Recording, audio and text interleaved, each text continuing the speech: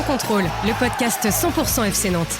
Loco Pedros, Loco, c'est fabuleux! Au lieu d'en faire 10 passes, on en faisait 3, 4, mais pas n'importe lesquels. Le succès, c'est pas l'objectif, c'est la conséquence. Autour de la table, Allez Vendée. David Filippo, Ouest France. Quand on a son pom-pom chat. Et ton problème, c'est simplement qu'elle s'en moque. Pierre Arnaud Barre, Presse Océan.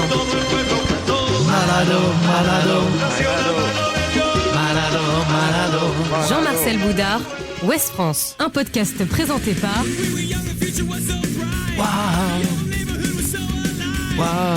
Simon Rengoat, It West. Salut les amis, meilleurs vœux à tous et à toutes les fidèles de Sans Contrôle. On est reparti pour une année avec 2 miracles, la neige qui a un petit peu changé le programme de ce podcast et puis une victoire à Marseille. Ça a été les 2 miracles de ces derniers jours. Bonne année David Filippo. Merci à vous aussi, merci, bonne année à tout le monde. Il y a un petit décalage avec la Vendée, vous l'avez remarqué. David est resté chez il y a un lui dans la décalage neige. Oh, c'est léger. Après, t'as toujours été un peu décalé, David. Donc, la Vendée a toujours été un peu loin. Pour les auditeurs, ça change pas grand-chose. David est à distance. La dinde a été bien arrosée, j'imagine, en Vendée. Personne n'a vomi sur la crèche, David? Non, pas sur le petit Jésus, non. Bonne année, Pierre Arnaud Barre. Ça alors. Salut Simon, bonjour tout le monde. Bien remis des vapeurs du Nouvel An et de ce déplacement à Marseille? À peine, hein. Il y a les petits yeux. Ouais, non, tout va bien. Tout va bien. Franchement. Tu t'es bien occupé de Jean-Marcel. Avec Jean-Marcel, l'avantage, c'est qu'on a l'expérience. Voilà. Puis vous connaissez bien le terrain à Marseille. Bonne année, Jean-Marcel Boudard. Merci, meilleurs vœux à tous. Quelles sont les résolutions de Monsieur Boudard pour 2026? Lever le pied un peu sur les sorties, peut-être ou... J'arrête de fumer à la fin du mois, normalement. C'est bien. Bon, on vérifiera Stopper ça. les tunnels. Ça peut être une bonne résolution. Ouais, ça peut être une bonne résolution. C'est pas idiot. Allez, salut à toi, le fan des Canaries qui nous écoute. Oh, Cascada, non? Bien sûr. Oh là là. I need a miracle. Bien sûr. Cascada. Moi qui... Ça rappelle Marseille, non? non, Marcel. j'avais réussi à refaire la culture musicale de Pab en l'espace d'une soirée et là tout repart en live. Tout s'écroule. I Tout need s'écroule. a miracle. On se pince pour y croire. Les Canaries ont donc rebondi là où on ne les attendait pas. On en parle dans ce 16e épisode, saison 7 de Sans Contrôle. Enfin, une victoire logique et un match référence pour le FC Nantes cette saison au Vélodrome, s'il vous plaît. Retour sur le scénario du succès. Quels ont été les choix forts d'Ahmed Kantari avant le match et pendant cette rencontre? Est-ce le nouveau visage des Nantais ou un succès en trompe-l'œil? Parce que c'était du 11 contre 9, il faut le dire. Zoom sur les hommes clés, Santons et Machado dans les couloirs, Coquelin, Ablin, Tabibou ou encore Cabella qui a fait ses premiers pas sous le maillot nantais. Est-ce qu'on est relancé du côté du FC Nantes dans la course au maintien? On va parler mercato dans un second temps, bien sûr, ça part dans tous les sens. Où est-il indispensable de se renforcer? Avec qui? Quels joueurs doivent partir et pourquoi? Et puis dimanche, enfin ce sera Nice en Coupe de France à la Beaujoire. Faut-il jouer le coup à fond ou faire tourner? Quels sont les enjeux de cette rencontre? Allez messieurs, c'est quand même plus sympa de débriefer une victoire. C'est aussi fréquent qu'une tournée payée par David, 1 ou 2 fois par an, quoi. Non, il y a moins de tournées que David. Moins de tournées, c'est vrai. Non. Allez, on va pas bouder notre plaisir. Eh oh, faites pas la gueule. Vous êtes contents quand même, non?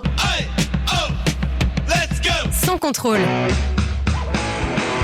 L'actu des Canaries a une touche de balle. Et on va raconter la clim sur le Vélodrome. Ah, et Théodora. Bisous. Tu lui as filé les réponses? Bisous. Mais je suis à ta place, David. Tout le monde écoute ça, David. C'est chaud, hein. On s'ambiance un petit peu. Zoubizou pour le titre de Oui, ce que j'ai dit. Théodora. Ouais, il a et chanté tout le week-end. Ouais, c'est ça. C'est nul. Allez, ça fait 2-0, 3 points et zoubizou, on dit les Nantais en quittant Marseille dimanche dernier avant de revenir sur le scénario du succès. Un mot d'abord sur le groupe de joueurs choisis pour affronter l'OM, Pab, avec quelques surprises signé Ahmed Kantari avant cette rencontre et des mises à l'écart. Le choix est fort. Il a passé un message, le coach, dans l'annonce de son groupe, parce qu'il manquait quasiment toutes les recrues, à part El Arabi et Manga. Il n'y avait pas Ong, il n'y avait pas Kwon. Il n'y avait pas Camara, il n'y avait pas Lado, il n'y avait pas Benatab. Voilà, c'est quand même un signal très fort. Il y en a 4 qui s'entraînaient à part. Samedi matin. Alors, il n'y avait pas Lado dans le groupe, mais donc tu avais Benatab et les 2 Sud-Coréens et Camara qui étaient à la Jaunelière, qui s'entraînaient à part. Donc je pense qu'ils ont compris le message. En plus, là où le choix est fort, c'est qu'autant Camara jouait pas trop, Ong jouait plus du tout sous Castro, mais Kwon était un homme de base quand même de Castro. Benatab est passé complètement à côté. Mais c'est vrai que Kwon et Lado notamment, Lado qui revenait un peu, qu'on n'a pas vraiment vu à Nantes finalement, le fait On qu'il l'a soit vu de quand côté, même pas mal, Lado, on a vu ses capacités, aussi ses limites. Hein. Il y a que Jean-Marcel qui l'a vu et qui était fan. Il était séduit, je me souviens, en début de saison, Jean-Marcel. Un petit mot, Jean-Marcel, peut-être, sur Lado ? Non. Voilà. Merci, Voilà. Jean-Marcel. Sur Kwon... Non, mais c'est aussi un message, Simon, c'est Vas-y. aussi un message envoyé au recrutement de l'été dernier. On va pas se mentir. Hein, Oui, voilà. à Baptiste Drouet, Parce que en l'occurrence, et au Kita, qui avait donné de faibles moyens pour recruter. Complètement. Benatab, c'est aussi un joueur que Baptiste Drouet a toujours vanté. Et là, et les 4 autres joueurs, dont les 2 Sud-Coréens, ce sont des joueurs qui ont été recrutés par Baptiste Drouet, mais pas que. Attention, validés par Luis Castro et son staff également, et validés par la direction. Faut pas l'oublier sur le plan financier. C'est un travail collectif sur tout joueur. Ce qu'il y a, c'est que Benatab, il s'est vraiment, je pense qu'il s'est vraiment grillé tout seul, parce que déjà, c'était compliqué pour lui avec Luis Castro, mais Ahmed Kantari, il faut pas oublier qu'il lui a donné sa chance. Il le titularise à Angers pour sa première. Et il est cata. Il a montré tout ce que Luis Castro lui reprochait, c'est-à-dire un joueur incapable de défendre et qui en plus faisait pas de différence dans les 20 mètres adverses. Il était bon en gros entre la ligne médiane et les 35 mètres où là... non, plutôt s'il arrivait dans les 20 derniers mètres, il était capable de faire quelque chose, mais c'est un danger public pour le reste de son équipe. Tu évoquais David. À sa décharge, pardon, il avait quasiment pas joué avant le match d'Angers. Je pense qu'Ahmed Kantari a dû surtout voir qu'à l'entraînement, c'était 1 ou 2 crans en dessous. Alors il y a eu évidemment, tu l'as dit, Pape, ce match à Angers, mais je pense que même à l'entraînement, il s'est rendu compte que pour l'instant, c'était pas un joueur qui était programmé, qui était en tout cas prêt plutôt pour la Ligue 1. Je pense qu'il a besoin d'une étape encore supplémentaire, notamment après sans doute en Ligue 2, on en reparlera plus tard. On va en parler du mercato. Tu as évoqué Kwon, homme de base, en l'absence de Coquelin, hein, homme de base de Castro, parce qu'il n'avait pas la possibilité d'utiliser Coquelin, notre ami Castro, alors que Kantari, lui, a vu Coquelin revenir, voit 111 être en forme et il le choisit. Il y a Machado qui est arrivé, ce qui fait que le 11 de départ, Jean-Marcel, et cette composition, ce dispositif tactique en 3-4-3 ou en 5-2-3, il a fait des choix forts avec de nouveaux joueurs, le coach. Alors, pas beaucoup de nouveaux joueurs quand même au départ, parce qu'il y a quasiment... Machado, Santon, ce sont des nouveaux. Oui, mais il n'y a qu'une recrue. Des retours. Quand on pouvait douter de la qualité de cet effectif-là, il y a... En fait, ils ont été réalisés un gros résultat à Marseille avec seulement une recrue Machado, avec une autre organisation par contre, sans doute plus adaptée aussi à leur qualité. Et effectivement, il y a le retour qui change tout, on le développera tout à l'heure, mais c'est celui de Francis Coquelin qui a énormément manqué à Luis Castro, et surtout il a eu aussi ce qu'il ne pouvait pas faire auparavant Ahmed Kantari, c'est-à-dire qu'il avait l'intégralité de son groupe à disposition, il pouvait faire ses choix et il savait aussi qu'il avait de la rotation beaucoup plus dense que n'a bénéficié son prédécesseur qui a souvent été ennuyé par les blessures. Mais en tous les cas, il a mis son groupe dans les bonnes dispositions en tous les cas en retenant que les éléments qui étaient capables de s'impliquer et sur lesquels il pouvait construire dans la durée. Et puis on va pas passer notre temps à débattre de savoir ce qu'aurait fait Castro avec ce groupe-là, parce qu'on ne peut pas le savoir, il est parti. Donc on fait avec ce qu'on peut voir, Pab, et ce qu'on a vu, c'est un discours un peu différent aussi. Ça, on peut palper la différence de discours entre Luis Castro et Ahmed Kantari. Qu'est-ce qu'il a dit, Kantari, à son groupe ? C'est quoi le discours du nouveau coach ? Le discours, il était relativement simple, hein. C'est de l'intensité, de ne pas avoir peur avec le ballon, de l'engagement et de l'impact physique. Lui, ce qu'il a demandé essentiellement, c'était d'être impactant, en gros de pas subir le match, de jouer direct. Et il cherchait aussi la verticalité énormément, ce qu'il a montré aussi à Marseille. Je rebondis un petit peu sur ce que disait Jean-Marcel, c'est sur la densité du groupe, c'est sur les rotations. Ce qui est important, c'est sur le 11, mais c'est aussi sur le banc, parce qu'on a vu...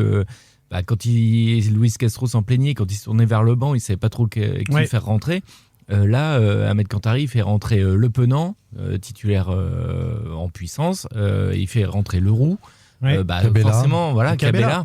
Quand tu fais rentrer ces trois-là... C'est des armes que tu n'avais pas il y a un mois. Hein. Et même de l'autre côté, tu faisais rentrer un Duff. Même si j'aime beaucoup Duff, c'est pas la même densité au niveau du banc aussi pour faire rentrer les gars. Après, c'est vrai que sa vraie réussite, c'est d'avoir maintenu le dispositif, le 5-3-2 qu'il avait testé à Concarneau, qui avait été assez opérant et efficient sur le plan offensif, qui avait été quand même très limite sur le plan défensif. Alors il y avait aussi Radakovic qui était en patron de la défense. Là cette fois c'est El Tati qui est revenu, mais il a confirmé Kelvin Amian et Nicolas Cozza qui n'avaient pas été très très bons en tous les cas à ce poste-là face un club de national. Ouais. Et on n'a pas vu tout à fait les mêmes joueurs, mais aussi parce que derrière, il y a eu un milieu de terrain très travailleur. Très Oui, et puis c'était sécurisant. Radakovic entre les deux aussi. Hein, Oui, aussi, ouais. Mais Donc, en tous les cas, ça a été. Il a réussi à trouver. Il y a une permanence dans une continuité entre ce qui s'est fait à Concarneau. Je pense que l'équipe aussi a trouvé des repères, à défaut d'avoir encore quelques certitudes, mais elle a trouvé des repères pour, en tous les cas, pouvoir exister à Marseille. Le système semble convenir aux joueurs, mais c'est la vérité d'un match. On va attendre pour aller plus loin. Il était en tout cas satisfait, Ahmed Kantari, après la rencontre. On va se demander si c'est le match référence des Canaries cette saison. Avant cela, on l'écoute. Félicitations aux garçons, parce que c'est eux qui ont mis les ingrédients pour pouvoir venir gagner ce match. Même si Marseille a fini à 9, faut pas l'oublier. Donc forcément, ça nous a donné plus d'espace. Mais dans les intentions, même à 11 contre 11, c'est les intentions d'une équipe qui avait envie de jouer ensemble. Et ça, c'est ce que j'ai apprécié le plus. C'est cette force collective que l'on a dégagée. Et c'est vrai que collectivement, on a vu des belles choses. Match référence pour toi, David, également, ce qui s'est passé au Vélodrome? Je dirais première mi-temps référence, parce que c'est difficile de juger en deuxième période, sachant que le Marseille est rapidement réduit à 9. Donc évidemment 11 contre 9, c'est un match un peu irrationnel, hein. Il y a énormément d'espace. Mais la première période, c'est la meilleure première période, ou la meilleure période du FC Nantes depuis le début de saison. Alors on va peut-être me parler du match de Strasbourg, que Nantes avait perdu 1-0, je crois. Oui, c'est un peu la différence.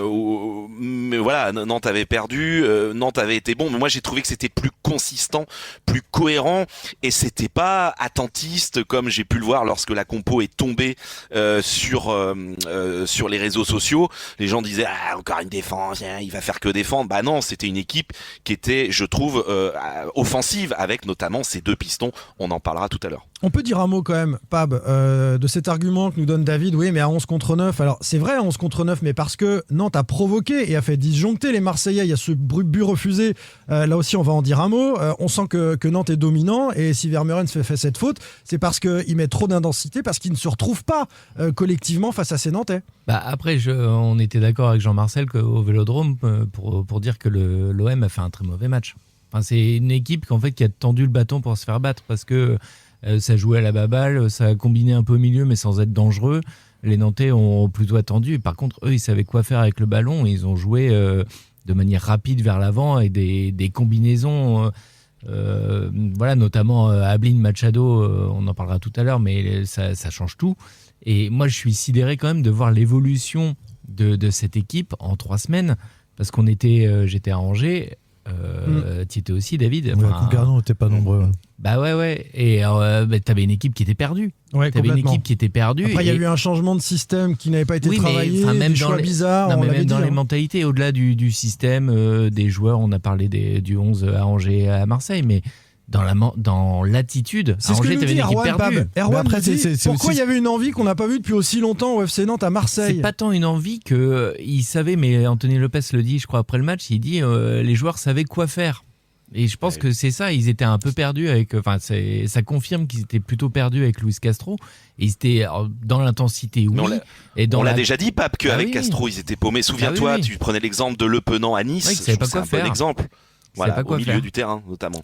Après, il n'y a pas que ça sur les repères. Ils n'ont pas été toujours paumés avec Luis Castro. Il y a des confrères ici qui ont la mémoire courte. Oui. Mais en tous les cas, il y avait cette notion... C'est pas une résolution de 2026.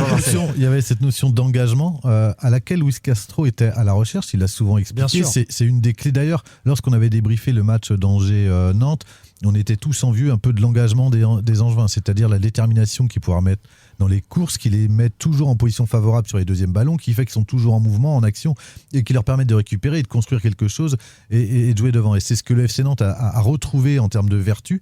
Et c'est aussi sur ça qu'a insisté beaucoup Ahmed Kantari. Il a dit depuis le départ, d'ailleurs, en citant Dupont, un de ses anciens entraîneurs à Brest, qu'il disait que l'engagement, c'est retrouver confiance, c'est-à-dire c'est aussi pas se dépasser, mais c'est aussi aller chercher des ballons et faire les gestes au bon moment. C'est se lancer, c'est comme dans la vie. Et là-dessus, le FC Nantes l'a fait, mais aussi, je pense, parce que c'est la vérité d'un match et c'est l'avenir qui le confirmera ou pas, mais parce qu'on a vu des Marseillais méconnaissables en face avec une compo des arbitres très expérimentale.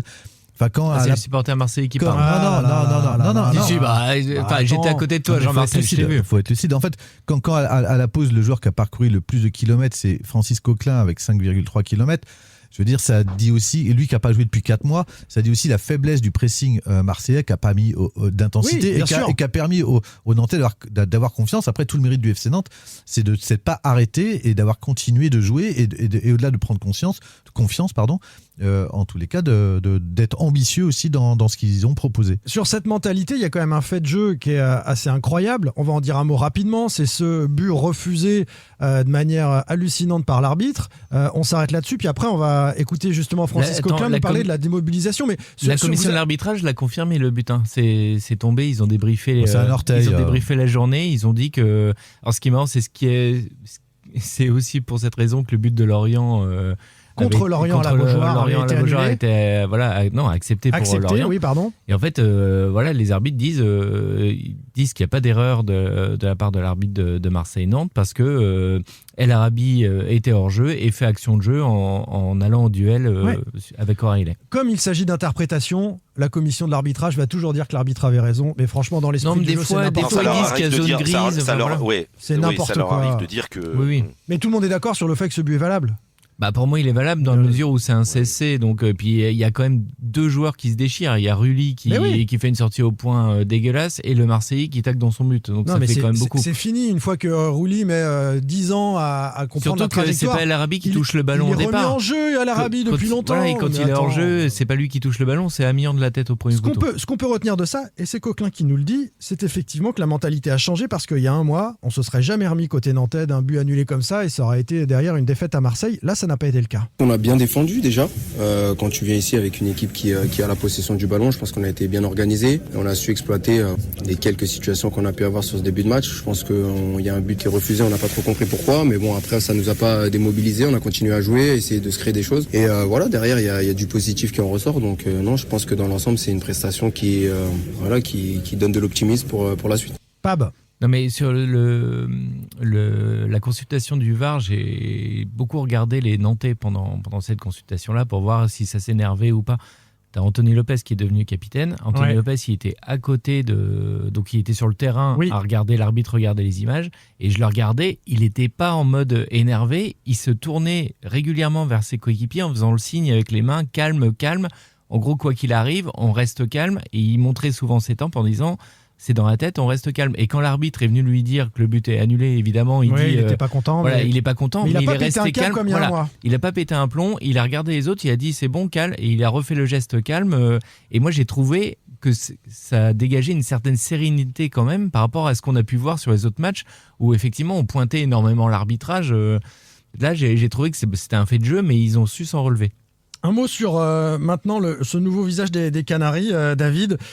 Tu l'évoquais rapidement, succès en trompe-l'œil. Je le posais cette question en introduction, parce que c'est du 11 contre 9, ou bien est-ce que vous pensez que c'est un nouveau visage, déjà Non, mais quand je t'entends dire nouveau visage, attendons. Là, l'embryon d'euphorie qu'on perçoit depuis le match de Marseille, je m'en méfie énormément. Moi, je me souviens de lorsque le FC Nantes a gagné au PFC, c'était au mois d'octobre. Je crois, il y avait eu. Voilà, c'était enflammade derrière, c'était l'euphorie, et on a vu ce que ça a donné derrière. Donc, franchement, il faut savoir raison garder, surtout. Après un match, alors Nantes, je le répète, a été très bon en première période, mais ensuite cette deuxième période, c'est difficile de juger les Nantais. Donc restons mesurés. Ce que Nantes a montré, c'est vraiment très bien à Marseille, mais j'attends vraiment une confirmation des Canaries sur les prochains matchs, surtout ceux de Ligue 1. Ce que Nantes a montré, y compris à 11 contre 11, au cours de la première période, et c'est ça qui a fait aussi disjoncter les Marseillais, David. Faut pas minimiser non plus, c'est pas à cause de Nantes que Marseille est sorti de son match ou l'a raté. Après, Marseille a eu le jeu qui a convenu parfaitement à Nantes. Ils ont essayé de jouer sans être dangereux, donc et ils se sont exposés derrière. Nantes, c'est exactement ce qu'ils attendaient. Il y a une grosse opportunité d'Aubameyang de la tête qui peut ouvrir le score, et après c'était pas le même globalement match, la seule occasion. C'est pas non plus. On a vu plus gros feu au Vélodrome. Jean-Marcel. Oui, non, mais je vais me répéter par rapport à ce que j'ai dit tout à l'heure. C'est moins. C'est bon, laisse tomber. Il va nous remettre une mine, David.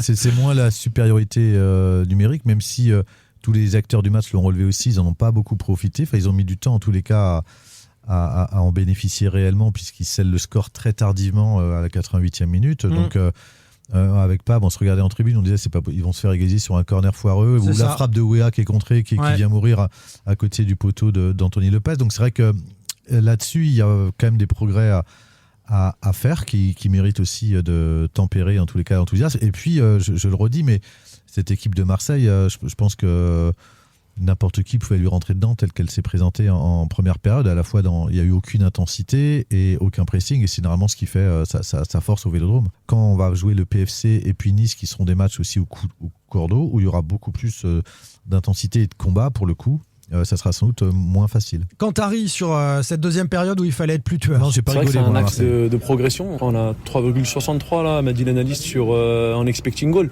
Alors, venir à Marseille, et encore une fois, il y a le contexte du match, je l'occulte pas, mais il faut être beaucoup plus tueur. On est dans une Ligue 1 ultra concurrentielle et il faut être tranchant. Et je pense que c'est mentalement, les joueurs, encore une fois, ils doivent arriver devant le but pour tuer les matchs, et non pas juste pour jouer un face-à-face. C'est vrai qu'il y a des grosses occasions. Il y a celle de Cabella qui manque sa pichenette. Il y a celle de Leroux. Trop facile. Leroux aussi. Alors, deux occasions. Sur son mauvais pied. Il y a encore Cabella qui glisse aussi à son entrée en jeu, qui a quasiment un face-à-face à négocier. Je trouve que Guirassy aussi fait une entrée, alors qu'il y a de la profondeur, il peut faire beaucoup mieux dans son entrée. Ils auraient pu prendre beaucoup plus l'espace. Mais d'ailleurs, moi, j'ai pas trouvé non pas. De toute façon, ça va être plus intéressant ce que je vais dire, mais j'ai pas trouvé que Nantes avait été mauvais. Comme j'ai pu lire à 11 contre 9. J'ai juste trouvé qu'il y avait un excès d'individualisme. Tu as lu ça où, toi ?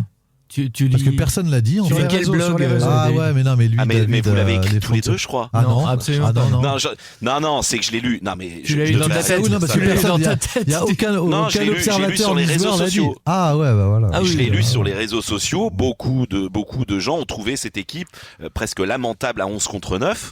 C'est-à-dire en supériorité numérique. Moi, j'ai trouvé que ils ont plutôt bien négocié ça, mais il y a eu vraiment des grosses erreurs individuelles sur le plan offensif, un excès d'individualisme, notamment de Cabella. Leroux, il doit la mettre quand même, il est tout seul, il peut même crocheter. Enfin bon, bref, ils ont vraiment fait les mauvais choix dans les derniers gestes. Mais avant ça, j'ai pas trouvé que c'était. Ils ont été en contrôle. Ouais. Oui, ils ont été en contrôle. Et puis, il faut pas oublier que Marseille était à 9. Je pense, faut pas oublier que t'as une équipe qui est malade, qui était sur 7 matchs sans victoire, qui n'a pas gagné depuis octobre, qui sort d'une crise pas possible. Tu mènes 1-0 au Vélodrome et le Marseille est à 9. Tu vas pas. Je peux aussi comprendre que les Canaries s'exposent pas complètement. Alors, comme disait Jean-Marcel, le danger, c'est ce qu'on se disait, c'est connaissant le FC Nantes, tu dis ils vont prendre un but sur un corner foireux. Mais ils ont été en contrôle et puis Marseille a pas pu mettre la pression qu'ils mettent dans ce genre de situation parce qu'ils étaient 9. À 9, c'est très compliqué. Arrêtons-nous, messieurs, sur le discours d'Ahmed Kantari. On a esquissé ça tout à l'heure, mais il a quand même tenu des propos qui ont fait parler dans l'après-match en conférence de presse à propos des beaux discours de ceux qui parlent de jeu et puis des pragmatiques. Il s'inscrit plutôt dans la lignée d'Antoine Kombouaré récemment à Nantes. Il parle de combat, il parle d'intensité et les beaux discours, c'est autre chose. On veut jouer, je l'avais dit avant le match, on n'aurait pas pu venir ici 95 minutes et défendre. Maintenant, moi, j'ai pas la prétention de dire que voilà, on va d'abord jouer, on est là pour jouer. Alors c'est vrai que c'est des beaux discours, il y en a certains qui sont très bons pour le faire. Moi, je préfère être toujours pragmatique et dire la vérité à mes joueurs.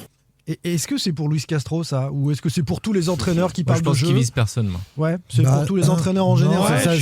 Ça, en fait, on a hésité, on se demandait si c'est pour Roberto De Zerbi qui a une proportion aussi parfois. Bah non. Ah, tu connais pas De Zerbi, toi, parce qu'il a une proportion en tous les cas à sublimer Marseille et à se faire. C'est le Guardiola en fait du Vélodrome parfois. De Zerbi où il est capable de donner la leçon à tout le monde. Et il a quand même aussi des paris qui sont très risqués, qui sont foireux. D'ailleurs, il l'a encore prouvé dimanche dernier. Ou si c'était effectivement pour Luis Castro son prédécesseur. Il y a un doute là-dessus. David, pour toi, c'est pour Castro. Il a encensé. Non, je te dis non, Jean-Marcel, parce qu'il a encensé De Zerbi sur l'équipe Greg, sur l'équipe TV.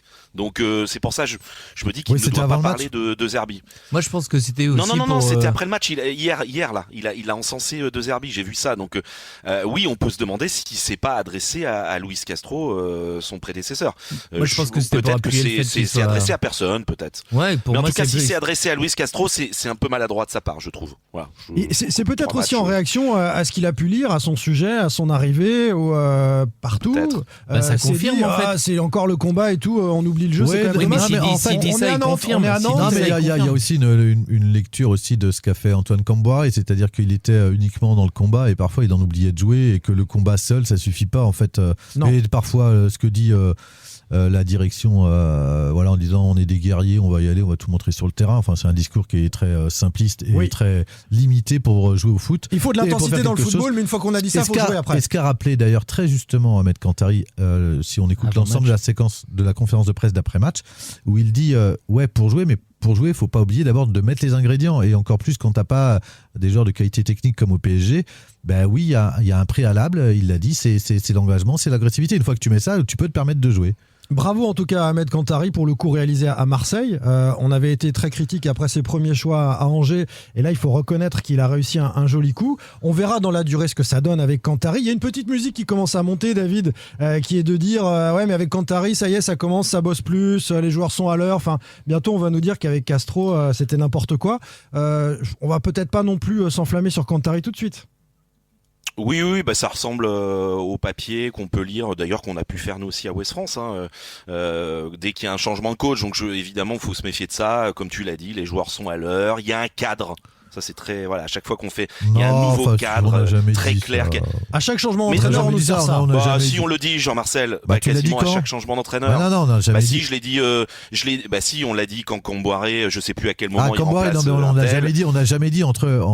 En fait, la différence. Vous faites une réunion de rédaction. Exactement. Non, mais la différence avec les faits passés. Je suis entièrement d'accord. Oui, c'est intéressant cette séquence-là, sauf qu'avec les faits passés, on était sur des effectifs à bout de souffle et à bout de course, et parfois qui avaient commencé à lâcher dans les têtes leur coach, ce qui n'était vraiment pas le cas pour le coup avec Luis Castro. D'ailleurs, lorsqu'on a demandé à Francis Coquelin, et c'est la deuxième fois qu'il le dit, ça l'énerve, et c'est d'autant plus intéressant que ça vient d'un joueur qui n'a pas pu jouer et qui n'a pas pu donner en tous les cas son potentiel sous Luis Castro, lorsqu'on lui demande qu'est-ce qui a changé en tous les cas en 3 semaines, tout de suite ça l'énerve, il dit arrêtez en gros de nous comparer parce qu'on ne va pas cracher dans la soupe sur ce qui a été fait avant. Il dit il y a du bon travail qui a été fait. Oui, il y a du bon travail qui a été fait, ça ne s'est pas mis en place, ça ne s'est pas concrétisé pour plein de raisons, mais là je trouve qu'en tous les cas entre Luis Castro et Ahmed Kantari, il n'y a pas 10 000 trucs qui ont changé, il faut arrêter, le groupe est le même, personne n'arrivait à l'heure, il n'y avait pas non plus des écarts à la Genelière avant sous Luis Castro, il faut complètement arrêter, on n'est pas du tout dans la même situation, dans des situations comparables qu'on a pu connaître par le passé, même si certains dans les bureaux de la Genelière s'évertuent à refaire l'histoire et à avoir un autre récit et quelque chose, à rhabiller quelque chose qui n'existe pas. Je suis d'accord avec toi Jean-Marcel, mais évidemment, je parle juste tu peux être d'accord avec toi sur on ton va citer du papier de l'équipe. Non mais on va là Simon nous lance là-dessus parce qu'il a lu, j'imagine, le papier de l'équipe de ce matin. Mais je suis complètement d'accord avec toi. Mais là-dessus, je trouve que c'est un peu caricatural à chaque fois qu'il y a un changement d'entraîneur. On voit des papiers là. Je pense pas que ça soit ce cas quoi. Mais au-delà du côté organisation, quoi que ce soit, je suis complètement d'accord avec vous, même si je suis pas à la rédaction de Ouest France. Mais je suis quand même sidéré de l'impact quand même que peut avoir un coach quand tu vois l'équipe, ce que je disais tout à l'heure, perdue complètement à Angers en décembre et qui a mis des ingrédients totalement différents 3 semaines après. Avec des joueurs différents. C'est ça que tu aussi. vois, on parle des fois, c'est facile de dire le choc psychologique d'un changement de coach, mais tu vois quand même une équipe qui s'est remobilisée en très peu de temps. Mais le milieu de terrain est pas du tout le même. Quand au milieu de terrain, t'as Coquelin qui est de retour, Pab. Quand à côté de Coquelin, tu mets Mwanga à son poste préférentiel. Quand t'as Machado qui est enfin dans un couloir, dans un rôle à 5, et Santonz qui a une qualité technique que d'autres n'ont pas. Alors là, c'est une pierre dans le jardin de Luis Castro parce que Santonz, il est opérationnel depuis un moment. Voilà. Il n'avait pas le pendant à gauche. Oui, il n'avait pas le pendant à gauche et ça change tout. Mais quand je dis le côté compact, mais on va y venir. Par exemple, l'arrivée d'un Machado, c'est incroyable. La combinaison avec Ablin, on le disait avec Jean-Marcel quand on se débriefait le match entre nous à Marseille, c'est qu'avant, tu avais Ablin, il partait du milieu de terrain tout seul. Oui. Et il n'avait pas de solution. Là, Ablin, il partait, ok, il contrôlait, mais il pouvait dédoubler avec Machado. Exactement. Donc soit il faisait la passe à Machado qui perce et qui peut lui remettre dans la surface, il a touché beaucoup plus de ballons dans la surface, soit c'est Ablin qui pouvait percer et qui avait quelqu'un qui faire la passe en bout de course. Voire et c'est ce qu'on n'a pas vu pendant 6 mois. Il ne le fait pas parce que Machado libère des espaces par son appel. Et ça change tout. Et t'as ça, là on parle de Ablin Machado, mais Santonz apporte ça aussi de l'autre côté. Et d'ailleurs, quand il est sorti, on a vu qu'Amiens a été beaucoup moins offensif sur le côté. C'est incomparable techniquement. Voilà. Je veux dire, tu vois des joueurs, forcément, quand t'as Mwanga, Coquelin, t'as une paire qui est ensemble. Et ils l'ont dit, Kantari il le dit aussi après le match, il dit plus que penser à soi, il faut penser aux coéquipiers. Et t'as le côté, ils ont joué ensemble avec des joueurs qui étaient proches les uns des autres et qui ont réussi à combiner. Alors que effectivement, sur la première partie de saison, j'ai l'impression qu'ils étaient un peu seuls parfois. Je reviens sur la qualité technique de ce 11. Quand tu ajoutes Santonze, quand tu ajoutes Coquelin, ça change tout. Tu conserves mieux le ballon, les échanges D'ailleurs, se font mieux. ce qu'on a demandé à Anthony Lopez à la fin du match, c'est ce qui avait le plus changé en 3 semaines. Il dit la sérénité avec le ballon et le calme avec le ballon. C'est-à-dire que c'est une équipe qui a joué dans le bon tempo, qui a fait le contrôle au bon moment dans la conservation et qui a donné la passe au bon moment pour libérer des espaces. Donc ça change quand même pas mal de choses. C'est une équipe qui n'avait, comme l'a dit le gardien nantais, qui n'a pas eu peur et qui ne s'est pas caché avec le ballon. Allez, on avance messieurs, on a quelques zooms à faire sur certains de ces joueurs, dont Santonze, qui revient de loin. Il l'a dit lui-même, il était au fond du seau il y a quelques semaines. Forcément, je me suis déjà posé la question en me disant je me sens pas forcément à ma place. Voilà, j'avais un contrat pro, je me retrouve à jouer avec la réserve. Alors quand on revient de blessure, oui, c'est peut-être un passage obligatoire, mais quand c'est sur la durée, ça fait un peu mal. Mais bon, je me suis nourri de positivité en me disant que au moins j'ai du temps de jeu, au moins je joue, je récupère. Puis c'était aussi un très bon groupe qui m'ont mis pas mal en confiance. Et je pense que c'est ce qui me manquait un peu. Et puis non, je l'ai pris par ce bout-là. Et puis voilà, puis j'ai pu finir aussi après la saison avec le groupe professionnel. Donc encore une fois, j'ai été récompensé, je suis content. Il était au fond, Santonze. On connaît ses qualités techniques. On sait qu'il avait eu une attitude aussi respectueuse vis-à-vis de Pierre Aristouille. Donc ça l'avait mis à l'écart du FC Nantes tout un temps. On a découvert, ou plutôt redécouvert, ses qualités de piston et ça fait toute la différence. À Nantes, c'est un système qu'on n'a pas forcément très utilisé, mais moi, par le passé, c'est un système que j'ai beaucoup utilisé. Et c'est vrai que je me sentais assez à l'aise de pouvoir faire les efforts offensifs, les efforts défensifs. Et j'ai l'impression que je me retrouve un peu là quand on rejoue avec ce système. Donc je me sens plutôt à l'aise, de plus en plus en confiance.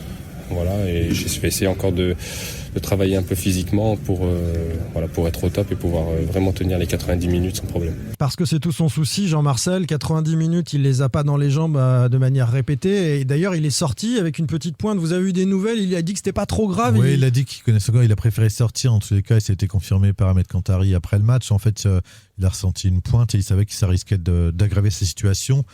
C'était pas douloureux, mais en tout cas, c'était une alerte et qu'il valait mieux arrêter là. Donc, a priori, il n'y a rien de grave pour Fabien Santonze, qui au pire sera peut-être forfait ou pas opérationnel pour Nice, en coupe, mais il n'y a rien de grave par rapport à ce qu'il a connu. Et c'est vrai que son but, en tous les cas, je trouve, incarne en tous les cas ses qualités, puisque c'est lui qui a la récupération du ballon sur Pachao, qui gagne son duel. Ouais. C'est celui qui a gagné le plus de duels en première période avec 5 duels sur la mi-temps qu'il a fait.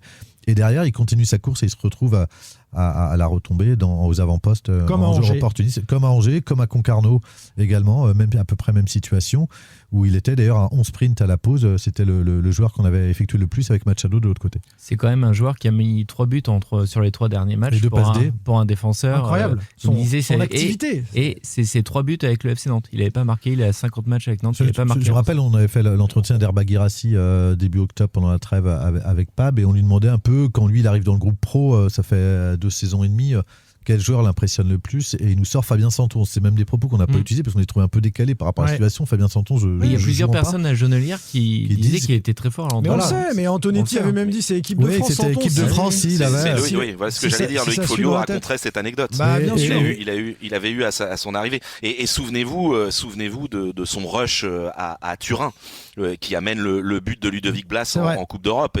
Et on retrouve ce joueur très à l'aise techniquement, il est vraiment très à l'aise physiquement, et puis qui va vite. Sauf qu'un joueur de haut niveau, les amis, c'est sur la durée. C'est le mental. S'il fait 2 bons matchs. Et puis aussi c'est le mental. Voilà. C'est vrai. Tiens, un autre joueur, on avance sur un autre joueur fragile qui nous a donné envie de le revoir, mais qui lui aussi est souvent en difficulté, c'est Coquelin. Il lui reste du foot dans les cannes. C'est vrai que c'était une période, comme je l'ai dit dans d'autres interviews, qui a été un petit peu compliquée, parce que quand tu fais une répétition de blessure, c'est jamais simple, tu te poses des questions. Après, j'ai continué à bosser, je savais qu'il y avait encore un peu de football dans mes cannes, dans mes vieilles cannes, on va dire. Et voilà, aujourd'hui, je suis récompensé du travail que j'ai mis en place. Maintenant, comme je l'ai dit, il faudra continuer à travailler, pouvoir enchaîner et pouvoir aider l'équipe sur le long terme. Et c'est tout le souci, je pense, d'Ahmed Kantari avec ces 2 joueurs-là, c'est de se dire ils sont déjà indispensables, mais tellement fragiles. Est-ce que je dois construire absolument autour d'eux ? C'est ce que disait Francis Coquelin d'ailleurs. Parce que la question d'avant, on lui demande ses sensations. Et il est très prudent, il dit je suis content d'avoir rejoué, mais en fait il n'ose même pas se projeter sur le match d'après parce qu'il peut que tout se passer à l'entraînement. C'est comme si en fait c'est un joueur qui reste traumatisé par ce qu'il a vécu. Il sait que ça peut quasiment stopper sa carrière s'il devait avoir une rechute. Et en fait, il vit au jour le jour et sur un fil. Voilà. Alors qu'effectivement, son apport, il a été énorme dans le jeu, mais aussi dans ce qu'il transmet aux autres. Enfin, ça, on l'avait déjà senti pendant la prépa sur le seul match que David Filippo a raté contre Laval. mais il l'avait aussi dit, tous les jeunes le disaient, que l'apport de Francisco Klein, en quoi c'était important, la façon dont il pouvait générer et partager de la confiance. Et on disait alors ça, c'est dans la parole et puis aussi dans la sérénité technique. Mais même pendant le match. On se faisait la référence avec Pab au début du match, on trouvait qu'il avait une entame timide dans le jeu. Sauf qu'il a énormément couru pour faire l'essuie-glace, pour équilibrer le bloc. Et effectivement, il est monté en régime petit à petit, où il a commencé à toucher des ballons. Mais au départ, ne serait-ce que par ses courses, c'est quelqu'un qui donne de la tranquillité au bloc. Et il a permis à Mwanga de faire un bon match. Oui. Parce que quand t'as Coquelin à côté, c'est pas le même joueur. Non, mais même, moi je le regardais, même il passe son temps, mais je trouve ça impressionnant parce qu'il joue, comme dit Jean-Marcel, c'est le joueur qui court le plus et il passe son temps à replacer. En fait, il joue pour lui. Et il est maestro en train de dire toi place-toi là, toi place-toi là. Mais il est dans le partage sans cesse. Il est d'un niveau au-dessus. Il est au-dessus du lot. Le problème, c'est le physique, mais au niveau de la vision du jeu, techniquement, tout ce qu'il fait, c'est propre. Il est au-dessus. David, je vais te donner la parole. Un élément important, il a. Alors, on va voir si sur la durée ça tient, mais il a pris davantage son temps après sa dernière blessure. Donc, c'était au cœur de l'automne. C'était en septembre. C'était encore l'été. C'était contre le Stade Rennais. Mais t'as raison. C'est vraiment, il entre et effectivement, ça, il était encore en plein été. Et il est allé à Clairefontaine, il est allé dans le sud de la France, je ne sais où. En tout cas, il a vraiment pris le temps, il a vu des spécialistes, il a pris le temps de revenir. Donc, on va voir si ça porte ses fruits. Mais en tout cas, je pense que ça peut jouer aussi pour la fin de saison et pour chat échaudé, craint l'eau froide. On est quand même des examens plus poussés. Non, mais quand tu vois Santonze qui lui commence à se tenir la cuisse, on se dit les gars, ils sont quand même Santonze, je vais peut-être filer son abonnement à Saint-Raphaël. Ouais, avec prudence, bien sûr. Les jeunes, messieurs, Tabibou, là aussi, on a vu c'était un vrai choix. Ça, par contre, c'était un vrai choix parce qu'on. Le mec est hors du groupe. Enfin, t'imagines. Oui, non, mais surtout avec Jean-Marcel, t'as Cabella qui arrive. On imaginait Cabella titulaire au Vélodrome, et quand t'as le 11 qui sort, on fait waouh, Tabibou. Oui, d'autant plus étonnant que sur le match d'Angers, il avait été mis hors du groupe parce qu'il y avait eu un petit souci dans la semaine à l'entraînement avec un coéquipier. Après, je l'avais pas trouvé transcendant, sans plus, ça tenait la route à Concarneau. Et là, vraiment, on a vu ce qu'il était capable de faire. Moi, c'est le Tabibou qu'on attend, ultra technique, ultra disponible, qui joue juste. En plus, on l'a vu sur le coup franc, il touche le poteau, donc qui a un pied aussi. Donc c'est du bon Tabibou. Voilà. C'est le pendant de ce que disait Jean-Marcel tout à l'heure à droite, avec un Santonze à l'aise techniquement à ses côtés. Tout de suite il se retrouve. C'est vrai que lui il a joué plus juste aussi. Mais ça lui permet d'être plus axial en plus. Exactement, ça lui permet d'être plus axial parce que t'es un joueur qui dédouble derrière. Ça valide aussi ce que disait Ahmed Kantari avant le match, lorsqu'il y a une crainte en tous les cas par rapport à, on va dire, à l'euphorie mercato et à la frénésie de la direction pour aller chercher un paquet de joueurs. Ouais. D'ailleurs, quand on lui a posé la question en conférence après avant match, vous pouvez changer à moitié l'effectif, il a tempéré en disant top, j'ai aussi des joueurs de qualité ici. Et donc en fait, quand Cabella est arrivé, évidemment, on se dit Demen Tabibou, c'est quasiment terminé. Il y a même des rumeurs qu'il envoyait pour des recherches de prêt. Et je trouve que sur ce match-là, en fait, Ahmed Kantari disait non, les jeunes, je les ferai jouer, mais je les ferai jouer dans les meilleures dispositions. Enfin, je veux qu'ils jouent dans les meilleures dispositions. On pouvait penser que c'était des éléments de langage et de politiquement correct. Et en fait, effectivement, quand on passe de 5 jeunes issus du centre de formation à 2 dans le 11 de départ, c'est pas tout à fait pareil. Et quand Demen Tabibou, il a à côté de lui Fabien Santonze à droite, Francisco Klein derrière, Mwanga à côté, et devant lui El Arabi, et à côté Mathis Sabline, effectivement, c'est plus en sécurité pour chercher des joueurs, pour trouver des bonnes passes, pour avoir du mouvement. Les Marseillais, tu l'as dit, n'ont pas exercé un pressing phénoménal. Non, et les collègues marseillais ont été très impressionnés en disant mais il sort d'où ce gamin-là. Et effectivement, ça lui a permis de jouer juste, de se concentrer sur son jeu et pas de surjouer, ce qu'il peut avoir tendance à faire. Après, c'est un joueur, on le sait, comme tous les joueurs très talentueux. Il va être irrégulier. Non, mais il aime quand ça brille, et au Vélodrome, c'était le stade parfait pour se sublimer. Mais si. Donc ça veut dire que contre le PFC, il est capable. C'est pas quelqu'un qui va ressentir cette pression-là.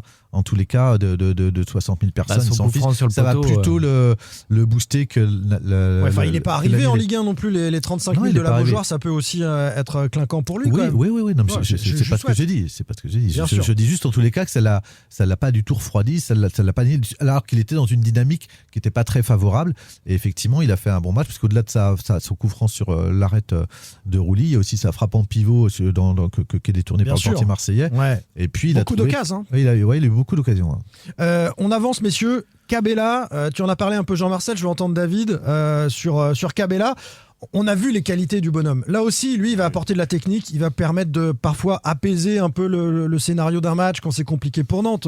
C'est un apport technique incroyable. C'est techniquement, on l'a tout de suite vu, il joue un peu comme Tabibou, très très propre, mais il a évidemment plus d'expérience. Après, je lui reprocherais cette action qu'il a. Il est absolument seul, il peut décaler à l'Arabie à droite ou Ablin à gauche. Donc là, je pense qu'il aurait aimé. D'ailleurs, il a marqué après. Il aurait aimé marquer sur cette action. Il avait envie de marquer au Vélodrome, ce qui peut s'entendre. Il a marqué ensuite sur penalty. Il a les coronets de prendre le ballon quand même pour aller tirer. C'est ce que je dis, parce que Ablin, je me dis qui va tirer le penalty. Je me demandais qui allait tirer le penalty. El Arabi était sorti. Ablin, la faute avait été commise sur lui. Quand je vois Cabella avec le ballon, je me dis oui, évidemment, c'est lui qui va frapper. Et il a été, et comme tu dis, il a eu les coronets, il l'a mise. Non, mais les supporters marseillais lui en veulent d'ailleurs d'avoir célébré le but derrière. Après, sur Cabella, il a pas laissé moi ça m'arrangeait pas. J'avais Ablin sur MPG, donc je lui en veux un peu, mais bon.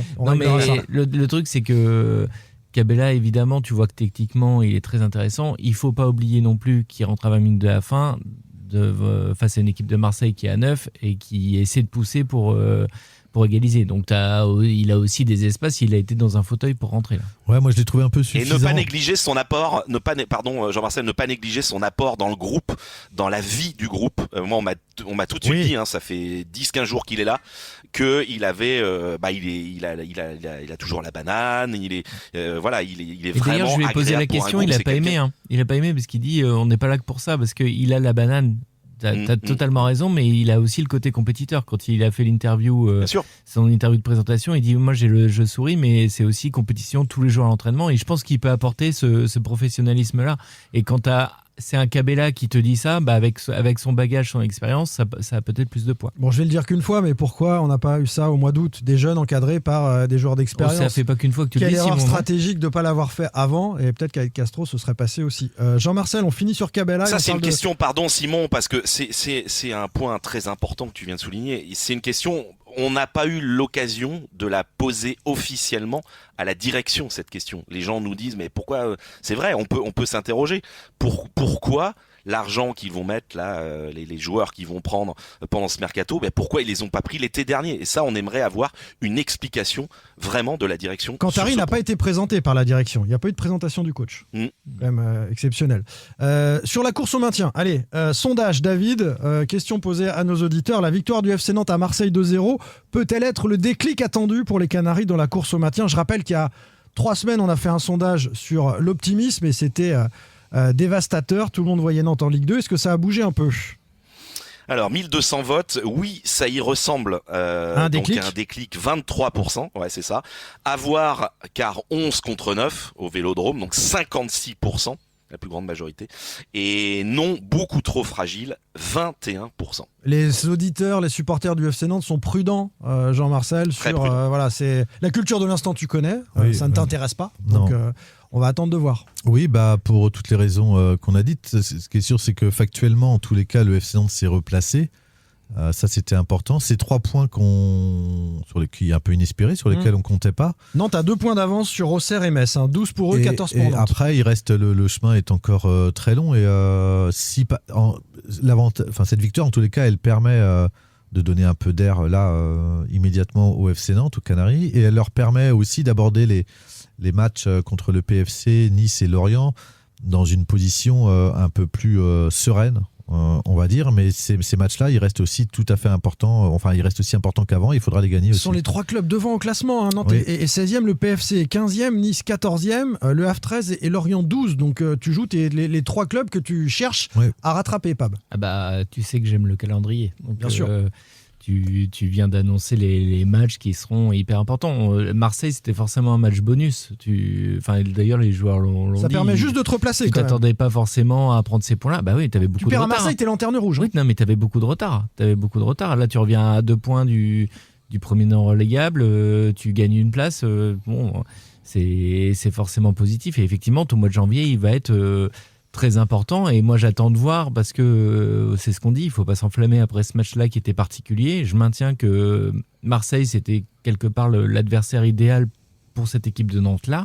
Et j'attends de voir effectivement sur les prochains matchs ce que ça va donner sur la durée. Faire de bons matchs contre les gros. J'ai quand même un tout petit truc à dire parce que Jean-Marcel dit toujours qu'il n'est pas dans la culture de l'instant. Il était dans la culture de l'instant samedi soir à Marseille. C'est tout ce que j'ai à dire. Ça m'étonne pas. Faire un gros match contre l'OM et être incapable de confirmer face aux concurrents directs, c'est un grand classique de ce club, nous dit TRO, qui préfère rester prudent. Lo nous dit 3 ans qu'on attend de vrais pistons et comme par hasard, on s'impose au Vélodrome quand ils arrivent. Il faut confirmer car la route est encore longue. On va pas jouer tous les week-ends une équipe qui laisse autant d'espace sur les côtés. Et à noter que c'est cool d'avoir un banc aussi fourni. Et enfin, Dédé nous dit le maintien est encore loin, donc inutile de s'enflammer, les amis. De toute façon, même si Nantes se sauve, c'est quoi le projet ? Le maintien à l'arrache chaque année, ça commence à être usant. Mais c'est vrai que c'est quand même l'objectif pour l'instant pour ces Nantais, avec peut-être quelques changements à venir. Et on va parler maintenant du mercato, les copains. Simon Rengoat, It West. David Filippo, Ouest France. Pierre Arnaud Barre, Presse Océan. Jean-Marcel Boudard, Ouest France.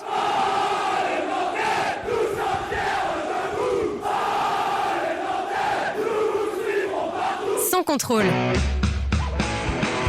L'actu des Canaries a une touche de balle. Parce que c'est vrai que depuis fin décembre, c'est le retour du grand mercato circus du FC Nantes. Là où tu vas, tu entendras, j'en suis sûr, dans d'autres voix qui rassurent. Ça s'en va et ça revient. Tu te prendras, Bien sûr. je des passions conjure, mais tu verras d'aventure. Le grand amour. Oh, c'est bien ça. Et ça s'en va et ça revient. Hey Jean-Marcel, ouais. Ça va, ça, Jean-Marcel. Je suis en place. Ça revient, ça se retient comme une chanson populaire. Et on s'arrête là, Jean-Marcel, il est dingue. Ouais, je sais pas, vient de passer de Fred Noir à DJ Marseille, qui est excellent, à Claude François en 3 jours. J'admire ses capacités d'adaptation. Chanson polyvalent. C'est là qu'il est le vrai Pab, quand il est avec nous. N'essaye pas de nous le pervertir. Il y a un peu de vrai Pab aussi à Marseille. Chanson populaire de Claude François. Le mercato nantais qui part dans tous les sens. Alors, ce qui est officiel, d'abord, donc Daver Machado, arrivé, 32 ans. Je regarde les âges parce que c'est intéressant. Rémi Cabella, 35 ans, milieu de terrain. Donc un piston et un milieu relayeur, même milieu offensif. Et puis Ignatius Ganago qui fait son retour. Mais qu'est-ce qu'il va faire là-dedans, Ganago ? Il va jouer d'après vous ou pas ? Retour de près de New England. Déjà, il faut voir comment il est physiquement parce que Ahmed Kantari nous a dit avant le match à Marseille, donc vendredi, qu'il faisait en gros une sorte de check-up. Il a fini la saison blessé aux États-Unis. Il a fini sa saison en octobre. Est-ce qu'il est plus fort que ce que tu as actuellement à Nantes ? Moi, j'ai des doutes. Non, c'est pas sûr. Et après, c'est le problème d'un retour de prêt. C'est pas une recrue. C'est pas un joueur que t'espérais forcément va revenir. Je pense que Nantes et le joueur aurait voulu rester aux États-Unis. Donc, faut voir aussi dans quelle disposition il est. En ce qui concerne les autres joueurs, où est-il indispensable de se renforcer ? Avec qui ? Est-ce que le match de Marseille peut faire réfléchir différemment les décideurs nantais ? Écoutez Ahmed Kantari sur le mercato. Dans notre mission commando, dans notre mission maintien, il faut qu'il y ait une force collective qui se dégage de ce groupe. Et comme je l'ai dit, à partir du moment où on va dégager cette force collective, bien sûr que les recrues, on l'a vu encore avec Rémi ce soir, elles vont venir apporter un plus à l'équipe. Mais les joueurs qui sont là, moi j'ai confiance, ils ont des qualités et il faut les mettre dans les meilleures dispositions. Il faut les mettre dans les meilleures dispositions, c'est-à-dire empiler plein de joueurs et puis choisir les meilleurs. Est-ce qu'il y a une osmose parfaite entre Kantari et sa direction qui semble, David, avoir envie de recruter massivement pour blinder et mettre de la concurrence partout ? Ah oui, c'est sûr. Et puis Ahmed Kantari travaille de concert avec Franck Kita sur le mercato et ils sont d'accord sur les postes qu'il faut renforcer. En tout cas, les secteurs de jeu. Le FC Nantes va prendre un ailier droit. Alors on rentrera, si tu veux, Simon, on fera les dossiers après, mais en tout cas un ailier droit. un ou deux milieux de terrain, plutôt deux milieux de terrain, et un ou deux défenseurs centraux, donc idéalement deux, selon la direction. Donc ça ferait au moins 5 joueurs encore. 4, on va dire 4 ou 5. Voilà. Là où il y a quand même une évolution, je trouve, sur ce premier match, alors effectivement, il faut rester prudent, ça fait peu de temps, mais en fait, tu as déjà une recrue au moins, voire 2 si tu espères que Coquelin reste, parce que ça te fait un milieu de terrain en plus, et tu as 111 qui d'un seul coup est redevenu un joueur de foot et un joueur du FC Nantes, que moi je considère quasiment comme une recrue à droite. Parce qu'il ne faut pas oublier que quand on parlait mercato à la fin de l'année, on se disait Amiens n'a pas de doublure. À l'époque, il n'avait pas de doublure. Que Koza, à l'époque, n'avait pas de doublure. Déjà, tu as comblé 2 postes sur les côtés. T'as le petit Doucouré qui est rentré d'ailleurs à droite. T'as Doucouré qui a fait sa première en Ligue 1. Il a eu un début un peu timide, mais après, il n'a pas été en immense danger. Mais d'ailleurs, nouveau message au recrutement de l'été. Hein. Nouveau message au recrutement de l'été. Oui, voilà, il aurait très bien pu. Et il aurait très bien pu faire rentrer Radakovic quand même, et finalement il choisit de mettre Doucouré. Ouais, alors, après c'est quand même un choix, parce qu'il aurait pu aussi décider de décaler, de changer aussi. Il a maintenu Amiens et Koza dans l'axe. Ouais, il aurait pu changer de système. On rentre dans les dossiers. Ailier droit, Zakaria Abouklal, c'est celui dont on parle le plus. C'était le dossier le plus chaud et c'était la priorité d'Ahmed Kantari, l'entraîneur du FC Nantes. Alors le dossier était plutôt bien engagé. Là, ça le semble beaucoup moins à l'heure où on se parle. Le joueur a été alors il avait très peu joué depuis le début de saison à l'ancien Toulousain, ailier droit. Il était titulaire ce week-end au poste de piston gauche, je crois. Il me semble, en tout cas sur un côté, et il a été plutôt bon, et son entraîneur a dit mais moi j'aimerais bien le garder, il va beaucoup nous apporter. Avec le Torino, pas très rassurant avec le Torino, et pas très rassurant pour le FC Nantes. Le joueur a aussi tweeté hier qu'en gros il était content de la victoire. Bon, ça ressemble pas à un joueur qui semble en partance. Voilà. Mais même avec la direction, même entre clubs, les discussions sont un peu enlisées autour notamment d'une option d'achat. Sur les qualités du joueur, c'était bonne pioche. Sur les mœurs du joueur et son comportement hors équipe, moi j'aurais mis des doutes quand même. Il y avait une complicité naturelle avec Moustapha Mohamed. Ouais, de ce point de vue-là. Je dirais. Ouais, c'est ça, je dirais aussi. Abouklal, on verra. C'est vrai que c'est une piste qui semble se refroidir. C'est presque abandonné, on va pas mentir aux auditeurs. Okay. C'est très très compliqué. Au milieu de terrain. Alors, au milieu de terrain, on a dit il y a Coquelin, mais est-ce qu'il faut il y a Del Castillo quand même, il y a Del Castillo sur le côté droit aussi, il faut pas l'oublier. Oui, mais c'est une vraie piste. C'est une vraie piste parce que franchement, que viendrait faire Del Castillo? Tout le monde dit non. Désiré Doué aussi. Non, mais David, tu nous dis que c'est une vraie piste. Explique-nous pourquoi. Même le coach Roy a dit attendez, vous êtes sérieux, il va pas quitter Brest pour aller à Nantes. Bon. Parce que la direction du FC Nantes est très intéressée par ce joueur. Je crois qu'ils se sont déjà question salariale. Avec lui. Après je pense qu'au niveau salaire il n'y aura aucun problème. Oui, c'est ça, oui. Je pense que l'intérêt il est salarial, il est financier. L'intérêt il est pas sportif, Jean-Marcel. Après c'est bon Del Castillo, c'est un bon joueur. Mais évidemment, moi je suis d'accord avec vous. Franchement, et puis vous voyez Brest lâcher Del Castillo, 6 buts, 2 ou 3 passes décisives, c'est quasiment leur meilleur joueur. Non, il lâche pas les Brestois Del Castillo comme ça. Surtout qu'ils vivent pas une super saison non plus, Brest. Donc du côté des ailiers droits, si le dossier Abouklal se referme, on est en recherche de quelque chose à Nantes. Au milieu de terrain, on avance. Il y a du monde quand même. Il y a Le Penant, il y a Leroux, il y a Mwanga, il y a Coquelin, il y a Duff. Tabibou. Alors dans les milieux vraiment sentinelles, il y a Kwon. Non mais alors Kwon peut-être que ça va partir, mais pour le reste, est-ce qu'il faut empiler? J'ai entendu David 1 ou 2 milieux de terrain en plus. Ouais. C'est vrai que c'est surprenant quand on énumère tous les joueurs qu'il y a au milieu, mais en tout cas ils ont 2 dossiers prioritaires au milieu du terrain. C'est Sissoko, et là il y a une petite info qui vient de tomber justement. C'est l'entraîneur de Borum, donc Sissoko c'est l'ancien milieu de terrain de Strasbourg. Ibrahima Sissoko. Très costaud. Ibrahima Sissoko, il est avec le Mali à la CAN, et l'entraîneur de Borum a quasiment dit que c'était fait. Il va partir, nous sommes en pleine négociation, nous avons déjà identifié son remplaçant. C'est un article d'un média allemand. Tu parles allemand, toi, David? Nantaise au but Nantes.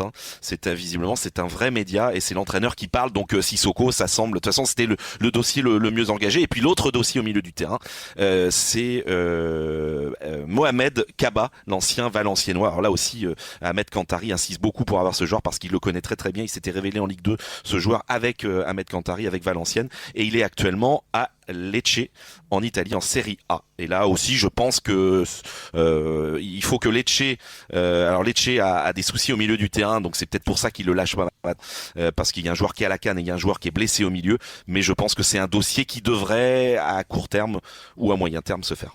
C'est quand même, j'ai une interrogation sur la qualité de ces joueurs, je les connais peu, franchement, mais il faut un patron. Si tu recrutes un joueur, il faut un patron qui soit le pendant de Coquelin, à côté de lui, ou si Coquelin s'abîme. Mais là, on a des joueurs confirmés, on est certain de la qualité. Vous avez des échos sur ces joueurs-là? Au moins, ils connaissent la Ligue 1. Ouais, c'est des joueurs au moins qui même pas pour Kaba, puisqu'il a joué en Ligue 2, mais... Sissoko. Autant sur Sissoko, en plus, il a un profil un peu box-to-box qui est pas non plus... qui est pas inintéressant, qui est un peu... qu'on n'a peut-être pas dans l'effectif. On pourrait parler de Bamed Duff, mais c'est pas tout à fait techniquement. Et puis dans l'impact, c'est pas tout à fait le même joueur. Donc, ça va barrer un Bamed Duff, par exemple. Oui, mais je trouve que le profil de Sissoko me plaît et m'étonne pas. Par contre, faire les deux et celui de Mohamed Kaba, alors là, j'ai du mal à comprendre l'intérêt, si ce n'est de revenir dans des travers qu'on a déjà dénoncés par le passé, à savoir créer une forme d'embouteillage, une fausse concurrence. Il y a un Louis Leroux qui est toujours là, il y a un Demen Tabibou qui fait un gros match à Marseille. Je trouve que ça devrait inviter en tous les cas à se reposer des questions si ces joueurs-là sont bien encadrés. Et le temps que quelqu'un vienne et se fasse et se mette au diapason. Bah oui, il faut qu'il soit opérationnel tout de suite. Derrière, David, on avance parce qu'on a un petit peu de retard. Tu évoquais un ou deux défenseurs centraux. Ça, c'est pour Koza, c'est pour Amiens. L'actualité, elle est plutôt là. L'urgence, elle est là pour moi. Complètement, oui, un ou deux, idéalement deux, c'est ce que aimerait Cantari ou la direction. Je pense que ça sera un seulement, à mon avis. Ça, c'est plutôt un avis. Awaziem va revenir déjà. Il y a eu des dossiers. Awaziem va revenir. Il y a eu le dossier. Alors Issa Diop qu'ils ont étudié, mais rapidement financièrement. Issa Diop, l'ancien Toulousain qui joue actuellement à Fulham, ouais, c'est ça. Bon, financièrement c'était très compliqué à faire. Puis Fulham n'était pas prêteur. Et il y a Abakar Silla, le Strasbourgeois qui a très très peu joué, quasiment pas. Son nom était évoqué déjà. Dossier refermé, m'avait-on dit. Finalement, il est réouvert. Non, ça fait une dizaine de jours, ils attendent une réponse de la part du joueur. Donc mais le problème, c'est que vous avez vu ce qui se passe à Strasbourg. C'est un peu compliqué. Pour l'instant, il n'y a même pas de Vive la multipropriété, les Ultras à Strasbourg avaient raison. Voilà, ils perdent leur coach. Voilà, tu vois, je t'ai lancé une perche pour que tu mais puisses c'est cadeau. lancer ton... C'est cadeau, mais c'est l'occasion de le dire. Quels joueurs doivent partir et pourquoi? Est-ce que Bamed Duff, par exemple, s'il y a embouteillage, eh bien, ce jeune devrait être prêté pour trouver du temps de jeu ailleurs et s'aguerrir? Son objectif de début de saison était même pas, était éventuellement de gratter quelques minutes, de faire une entrée en Ligue 1, mais n'était pas de jouer autant. Je pense qu'il a. Faut qu'il joue. Non, mais déjà, il est, je veux dire, en avance sur ses temps de passage, sur ce dont il espérait. Donc, il est déjà sur une bonne saison. Il aura appris des choses. Je pense qu'il a tout intérêt à rester ici. Il connaît le club, il est dans son environnement. C'est peut-être là où il peut le plus progresser, plutôt que d'aller partir ailleurs. Benatab. En fait, les joueurs dont il faut partir, c'est ceux qui sont restés à la Genelière. Ils n'ont pas pris l'avion pour Marseille samedi. Il ne faut pas chercher plus loin. Benatab. Benatab, il y a beaucoup de clubs de Ligue 2 qui sont intéressés pour un prêt. Alors, il y a notamment le nom de Guingamp qui était sorti, mais il n'est pas encore parti là-bas. Peut-être qu'il ira là-bas, mais c'est pas le cas pour le moment. Beaucoup de clubs de Ligue 2 intéressés, donc pour un prêt. Et puis après, vous avez cité les noms Ong, Kohn, Camara, Lado et Camara. Voilà, il faut casser les prêts pour Camara, Lado et Ong. Donc c'est pas simple. Il faut et Radakovic aussi. C'est pas un prêt. Oui, mais il est quand même sur le départ quand même. Tout à fait. Oui, tout à fait. En fait, c'est faut l'accord du club prêteur. Tu casses tout ce que tu as fait cet été en recrutement. C'est magnifique. Incroyable. Allez, on termine avec un mot sur le match face à Nice dimanche. Simon Rengoat, It West. David Filippo, Ouest France. Pierre Arnaud Barre, Presse Océan. Jean-Marcel Boudard, Ouest France.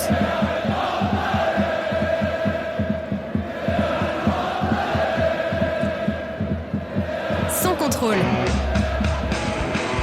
L'actu des Canaries a une touche de balle. Dimanche, c'est Nice en Coupe de France. C'est à l'OE Black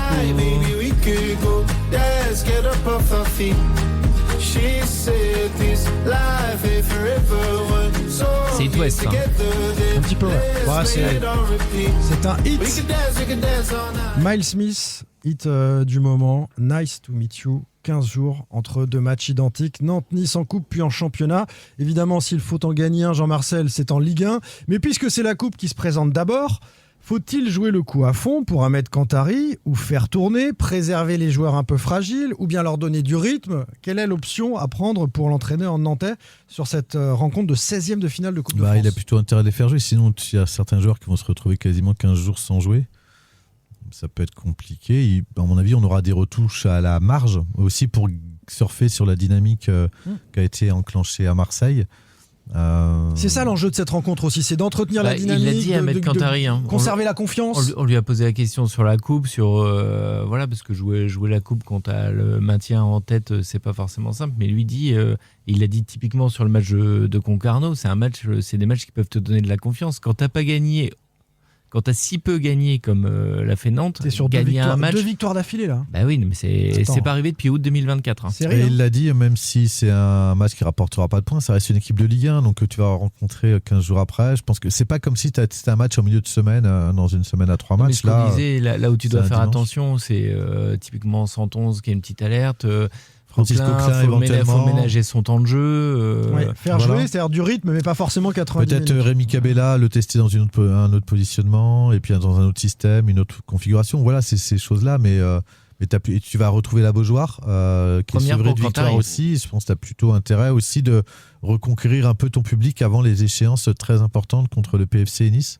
Qui seront les plus importants. Et pour Kantari, c'est quand même une sacrée bonne chose d'avoir gagné à Marseille avant de venir à la Beaujoire, parce que c'est sa première à Nantes. Tu sais pas quel aurait pu être l'accueil. Son arrivée, en tout cas hors stade, a été quand même compliquée. Et on l'avait dit lors du précédent podcast en public pour finir l'année, Luis Castro a été un petit peu élevé au rang de martyr, de victime du Kita Circus. Donc pour Ahmed Kantari, qui en plus était l'adjoint d'Antoine Comboiré, il cumule les difficultés avant d'arriver à Nantes. Castro qui a gagné son premier match avec Levante. À Séville en plus. Ouais, incroyable, 3-0 pour l'ancien technicien portugais. David a vu le match et David m'a dit c'est énorme ce qui s'est passé. Il a regardé Lecce aussi. C'était le Castrobal, je l'ai vu. Je pense que tu n'as rien compris. Et l'une des infos quand même de ces derniers jours, messieurs, c'est que Claude Puel ne viendra pas à Nantes. On va le retrouver, mais sur le banc de l'OGC Nice. Comme quoi, il était bien sur le marché. À chaque changement d'entraîneur, on se dit. On l'aura moins vu à la Beaujoire, ça c'est sûr, depuis le temps qu'on nous l'annonce. On lui demandera, tiens, si on a l'occasion. Et on va le voir même 2 fois dans le mois. Donc, oui, c'est vrai. On va le voir 2 fois. Et je l'ai dit, la deuxième fois sera sans doute la plus importante pour les Nantais. Ce sera en Ligue 1. Mardi prochain, on débriefe cette Coupe de France, messieurs. Merci, David, à distance. Fais attention dans la neige. Je sais que tu es. Et je vais être très franc. C'était hyper plaisant de pas voir vos gueules. T'as pris des bonnes résolutions, toi, encore pour lever l'année. On va rester là-dessus. L'amabilité n'est décidément pas ta qualité première. Par contre, j'ai compté 62 en tous les cas de Jean-Marcel. Ça, c'est une vraie résolution pour l'année. Non, j'ai noté, j'avais une petite feuille avec un crayon. Je me suis permis de le faire. Franchement, j'étais tout seul. Mais tu sens qu'il fait un effort, parce qu'avant, j'avais sur ma feuille 217 l'épisode d'avant. Il n'a pas aimé le coup des tournées qui paye pas David. Donc c'est de bonne guerre, pas de souci. Merci Pab, merci Jean-Marcel. À mardi prochain, messieurs. Merci, à bientôt. Ciao. Sans contrôle, un podcast proposé par les rédactions d'It West, Presse Océan et Ouest France, à retrouver sur toutes les plateformes. Allez.